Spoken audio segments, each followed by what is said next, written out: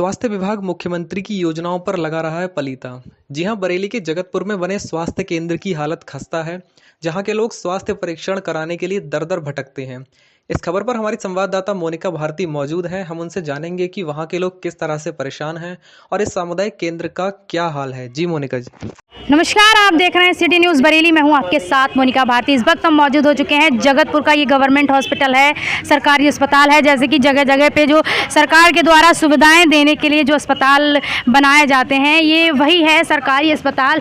Medical care unit Jagatpur Bareilly का है ये, और ये पूरा ही अस्पताल है। और आप अस्पताल देख सकते हैं, ये रहा एक अस्पताल का ही ये कमरा है। जैसे कि जगह जगह पे डॉक्टर बैठे होते हैं या OPD वगैरह होती है। आप यहाँ पर देख सकते हैं, यहाँ पर मार्केटिंग का सामान रखा गया है, पूरा अंदर तक भरा गया है, गोदाम की तरह। यहाँ कोल्ड ड्रिंक रखी है, बाकी आप सामान देख सकते हैं। ऐसा लग रहा है कि ये अस्पताल नहीं, ये दुकान है किसी तरीके से बनी हुई।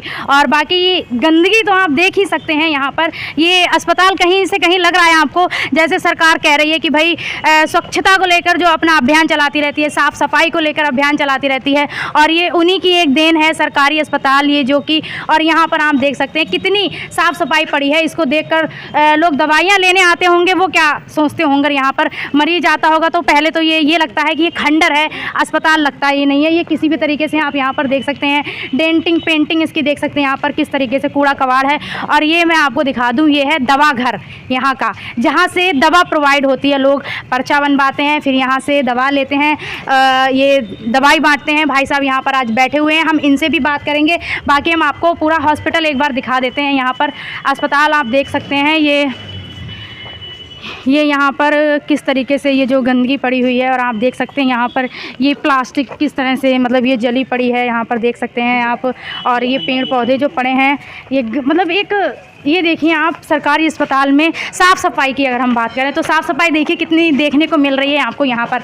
ये रहे रूम देख सकते हैं आप, यहाँ पर इस तरीके से है जहाँ सरकारी अस्पताल में कितनी सुविधाएं दी जा रही हैं आजकल। ये क्षेत्र जगतपुर का ये हॉस्पिटल है कि जगतपुर के जो लोग हैं, अगर किसी भी तरीके से बीमारी या कुछ भी है उनको, तो वो यहाँ आकर अपनी दवा ले सकते हैं, अपना इलाज को लेकर यहाँ आ सकते हैं। फिर आप यहाँ देख सकते हैं ये गंदगी देखकर यहाँ कितने लोग आते होंगे और किस तरीके का यहाँ पर इलाज मिलता होगा। फ़िलहाल आज यहाँ पर डॉक्टर भी बैठी हुई हैं और यहाँ पर 1-2 मरीज़ भी देखने को मिले हैं। और आप देख सकते हैं यहाँ पर, बाकी हम बात भी करेंगे यहाँ के लोगों से। और पूरा ही ये देख सकते हैं आप, यहाँ पर ये दवाइयाँ जली हुई जो पड़ी हैं, आप ये भी देख सकते हैं यहाँ पर किस तरीके से हैं। पूरे अस्पताल को हम एक बार आपको दिखा सकते हैं। आप ये अस्पताल देख लीजिए किस तरीके का है ये अस्पताल। ये देखिए आप, यहाँ से लेकर ये जगतपुर क्षेत्र का सरकारी अस्पताल है, जहाँ से कहते हैं कि आप यहाँ पर आके दवाई ले सकते हैं। जो भी बीमार आ रहा है उनकी एक सुविधा का आज यहाँ पर डॉक्टर भी मौजूद हैं। आप देख सकते हैं मैडम यहाँ पर बैठी हुई हैं अपने कैबिन में। और यहाँ पर मैडम से हमने थोड़ी जानकारी ली है। मैडम का कहना है कि यहाँ पर उस तरीके की सुविधाएं नहीं है। और ये आप देख सकते हैं यहाँ पर पर्चे बनाए जाते हैं।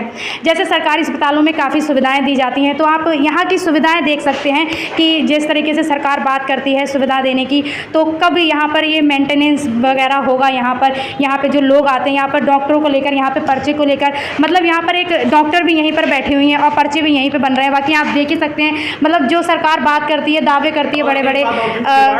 जी, मैंने अपने पैसे समझवाई हैं इन्हें जी। 2 times I have spent money for the repairing of this door। जी, इन सब को लेकर क्या आपने कभी, जैसे CMO ही आएंगे अंडर में, तो कभी आप लोगों ने इनसे बात की कि किस तरीके की यहाँ पर अव्यवस्था फैली हुई है? इन्होंने भी थोड़ा मोटे टूट-फूट अपने पैसे से हमने कराया। आपको है तो ये झाड़ू वाले का जो हम प्राइवेट तरीके से दिलवाते हैं जी, तो हमने अपने पैसे से, अपने पैसे से सब लोगों का कलेक्शन करके हमने तनख्वाही निकाली जी स्वीपर की।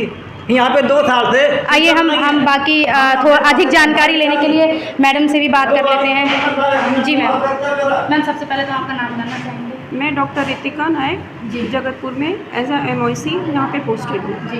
मैम, कब से आपकी ज्वाइनिंग हुई है यहाँ पर? मैं यहाँ 2017 से हूँ जी। मैम, ये कब से इस तरीके की अव्यवस्था फैली हुई है? देख सकते हैं, मतलब सरकारी अस्पताल है, एक सरकार की देन, और यहाँ पर इस तरीके से गंदगी फैली। आप यहाँ पर बैठे हैं गंदगी में, आप लोग इसको लेकर कभी आपने शिकायत की है? नहीं, काफ़ी बार हमारी एप्लीकेशन CMO ऑफिस में गई हुई है और उस पर कोई बहुत ज़्यादा कार्रवाई नहीं की गई है। बाकी जो हम लोगों की साफ़ सफाई है वो हम लोग अपने स्तर पे करा लेते हैं साफ़ सफाई को। बाकी आप यहाँ देखिए कि अगर फीमेल पेशेंट को देखना हो तो यहाँ पे एक भी टेबल नहीं है हमारे पास पीवी वगैरह करने के लिए। इवन एक वॉशरूम तक नहीं है डॉक्टर्स के लिए, स्टाफ के लिए। हम यहाँ पे गर्मी में बिना कूलर के बैठे हुए हैं।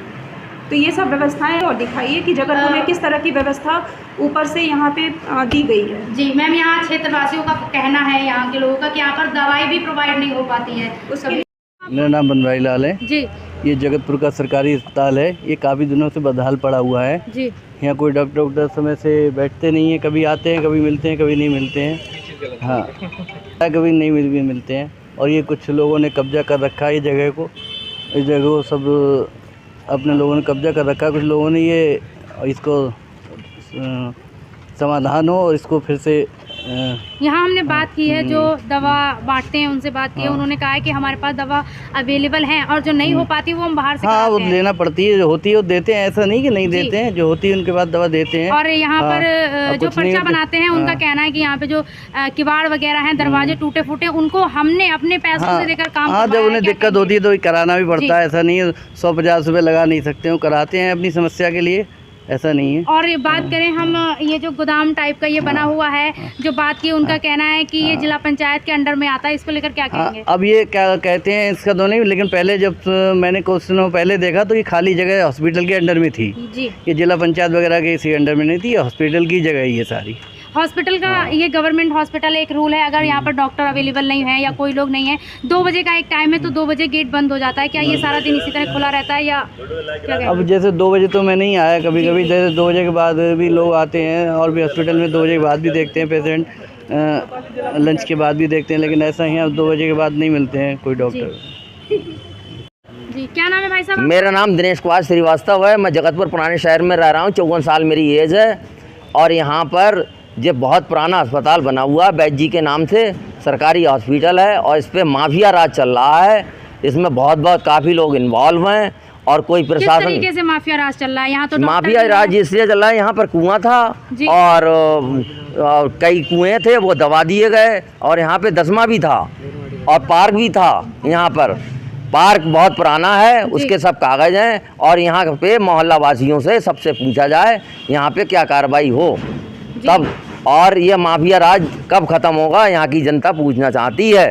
यहाँ दवाइयों की अगर बात की जाए, किस तरीके से मिलती हैं? दवाइयाँ यहाँ पे मेडिकल से पेशेंट लेने जाते हैं, और यहाँ दवाइयाँ कुछ नहीं मिलती हैं।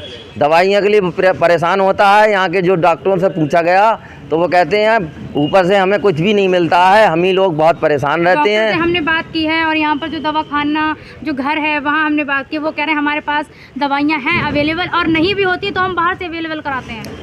इसका प्रूफ हम दे सकते हैं, ऐसा कुछ नहीं है कि पेशेंट दवाइयाँ मेडिकल से ही लेते हैं, और इधर जो होती हैं बेचारे लोग ये लोग दे देते हैं। बाकी तो ये ऊपर से है, बहुत इसका निष्कर्ष ऊपर से निकाला जाए। मेरी रिक्वेस्ट है यहाँ की जनता से। जानना चाहेंगे, यहाँ पर एक ये गोदाम जैसा दिखाई दे रहा है, यहाँ पर मार्केटिंग का सामान, ये सब हॉस्पिटल की जगह थी या ये यहाँ पर, और इसके कागज़ दिखवाए जाएँ, सब इंक्वायरी कराई जाए तो इसमें पता लगेगा। और योगी के पोर्टल पे भी मेरे नाम से कंप्लेंट लिखी हुई है और उसकी कार्रवाई चल रही है।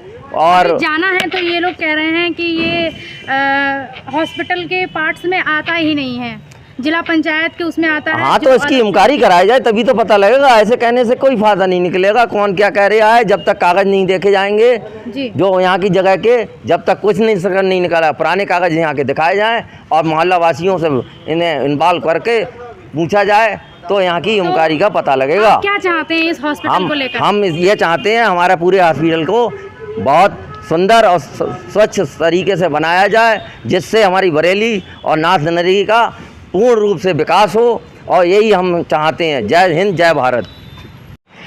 हम यहाँ पहुँच चुके हैं जहाँ से दवाइयाँ प्रोवाइड होती हैं, लोगों को पर्चे बनाते हैं, फिर दवाइयाँ प्रोवाइड होती हैं, और ये यहाँ पर भाई साहब बैठे हैं, दवाइयाँ देते हैं। ये इन्हीं से बात करते हैं।